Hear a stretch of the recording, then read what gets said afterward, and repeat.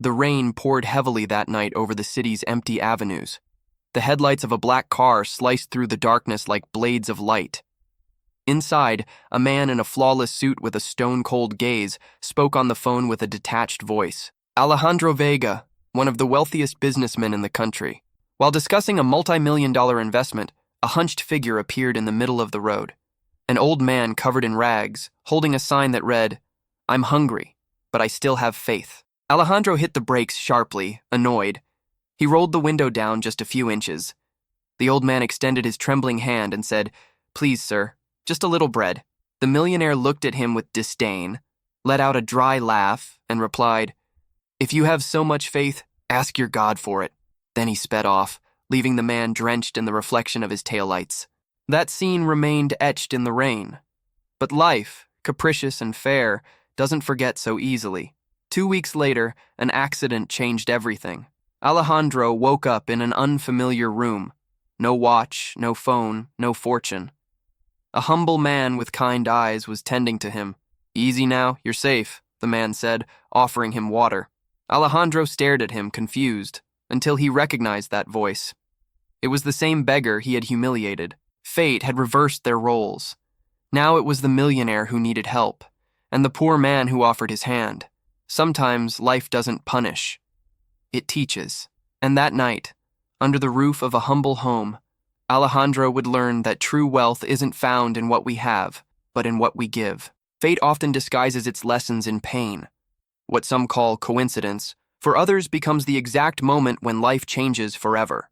Alejandro Vega believed he had everything: power, luxury, recognition.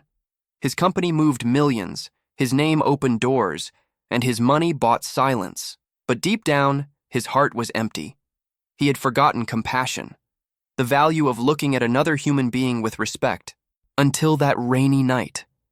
A night that stripped him of everything he thought was essential. A night where pride collided with humility. What began as an act of disdain would become the beginning of his redemption. Because when the universe decides to teach you something, it doesn't use words. It uses blows of reality. This story isn't just about a millionaire and a beggar. It's about the fragility of the human soul, the thin line between abundance and emptiness. A reminder that life can turn in a second, and that the one who looks down today may need a helping hand tomorrow. If you've ever felt powerful, or if you've ever been ignored when you needed help the most, this story is for you. Let yourself be carried away by every emotion, every silence, and every glance that will change everything. Tell me in the comments which country or city you're watching from. Give this story a like if you believe in second chances. Subscribe for more stories that will make you feel, reflect, and see life through different eyes. Because sometimes those who have the least are the ones who teach the most. The city glimmered with neon lights, and the echoes of luxury cars roared down the avenues. Alejandro Vega watched his reflection in the car window. Immaculate, confident, powerful. He was 45 years old, with a fortune built on cold decisions and human sacrifices disguised as business deals. That night, he was leaving a dinner with foreign investors, satisfied, convinced that nothing and no one could touch his perfect world. The driver rode in silence beneath the rain, which pounded the glass like thousands of tiny hammers. Alejandro scrolled through his phone when the car suddenly stopped. In the road, a figure stumbled through the puddles, clutching a piece of cardboard. An old man, thin, white-bearded, weary-eyed. "Sir, there's a beggar on the road," the driver said. "Then go around him. I don't have time for sermons," Alejandro replied. But the old man took a few steps and gently tapped the window. His hands trembled, soaked through. "Please, son. I'm hungry. Just a piece of bread." Alejandro sighed, irritated.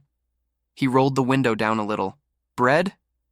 What did you do with your life to end up begging for it?" The old man looked at him with quiet sadness. "I lost it, sir. But I still have faith." That phrase, "I still have faith," lingered in the air. Alejandro smirked. "Then ask your faith to feed you. I don't give money to the lazy." The old man said nothing. He simply stepped aside as the car sped off, splashing him with muddy water.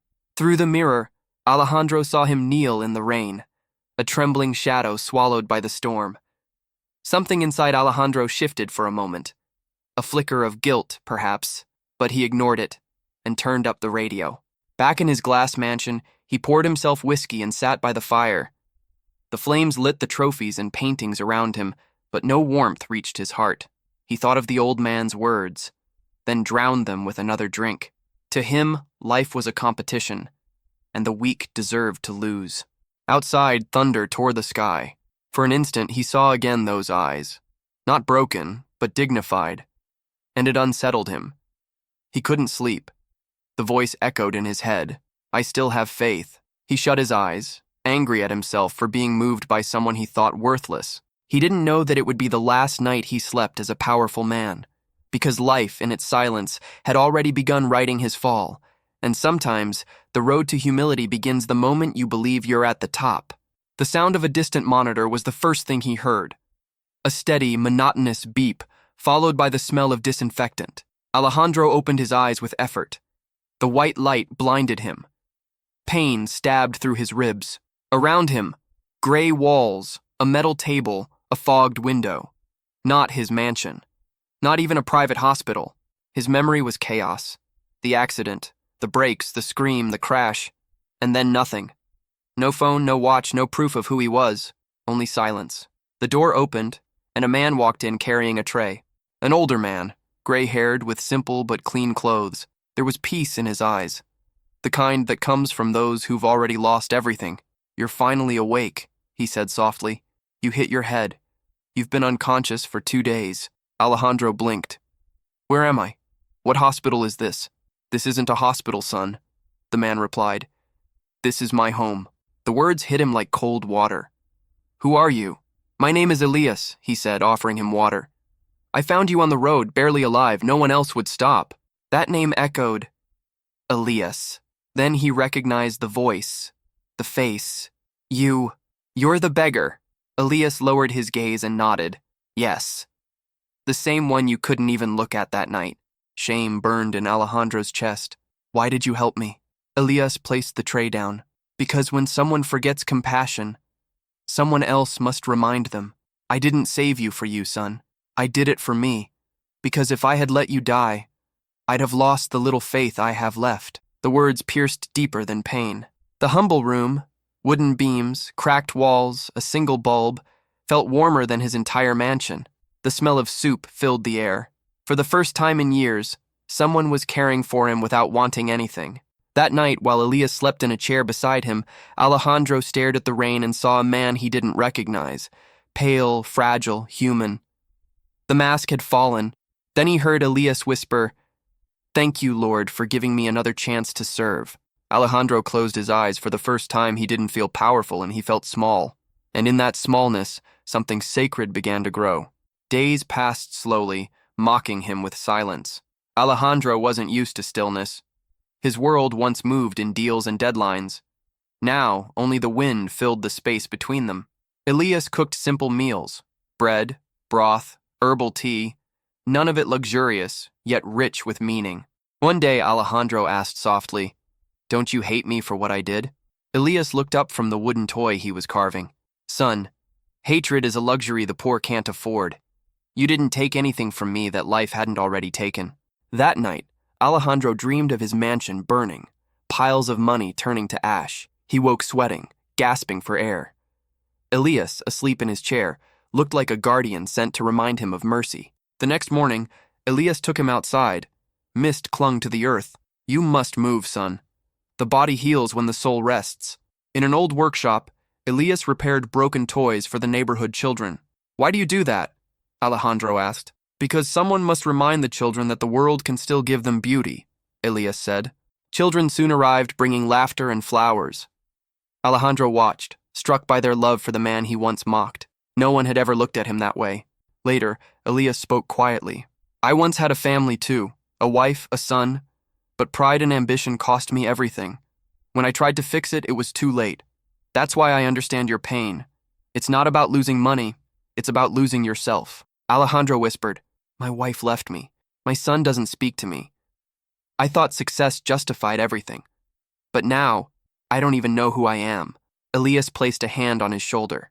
Then you're someone who still has a chance to start over. That night, Alejandro looked at the stars and felt something break open inside him.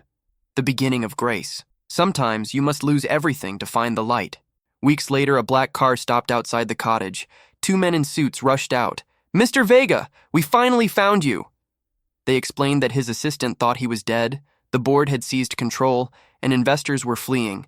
That night, Elias asked, "Are you going back?" Alejandro hesitated. "I don't know. There I have power, but here I feel something real." Elias nodded. "Power without purpose is a prison. Decide which one you'll live in." The next morning, Alejandro dressed, hands trembling.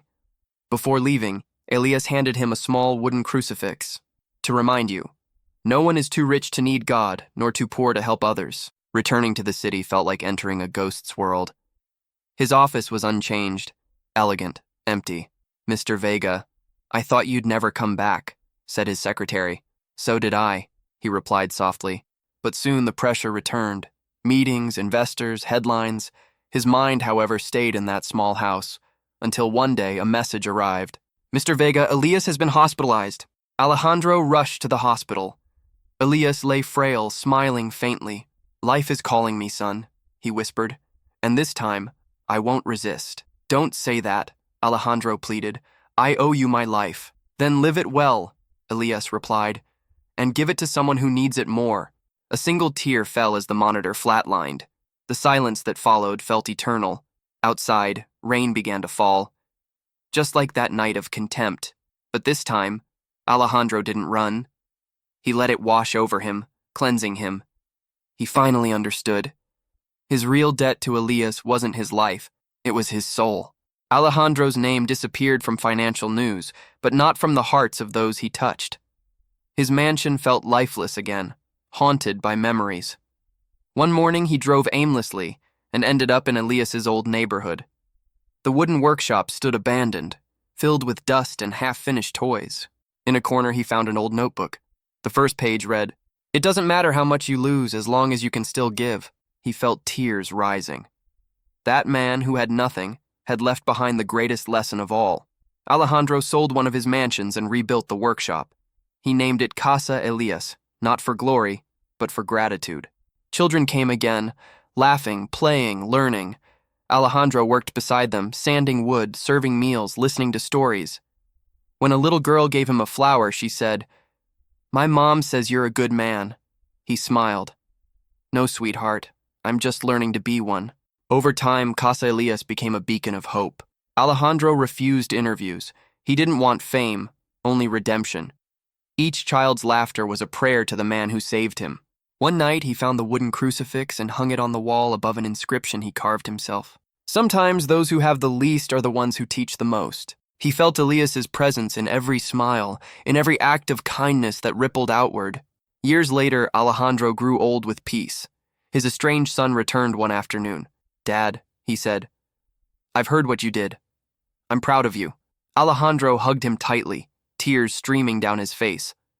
For the first time, he felt he truly had everything, even without owning anything. Time passed, and the name Alejandro Vega vanished from financial headlines but remained etched in countless hearts.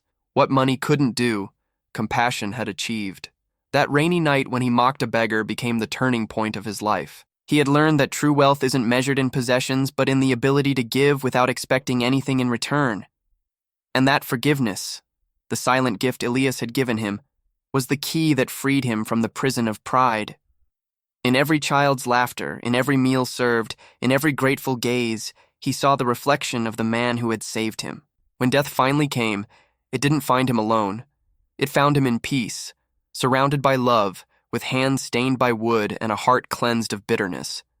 Because in the end, life always returns what you give. And those who have the least are, in truth, the ones who possess the most, the infinite ability to teach what money will never be able to buy.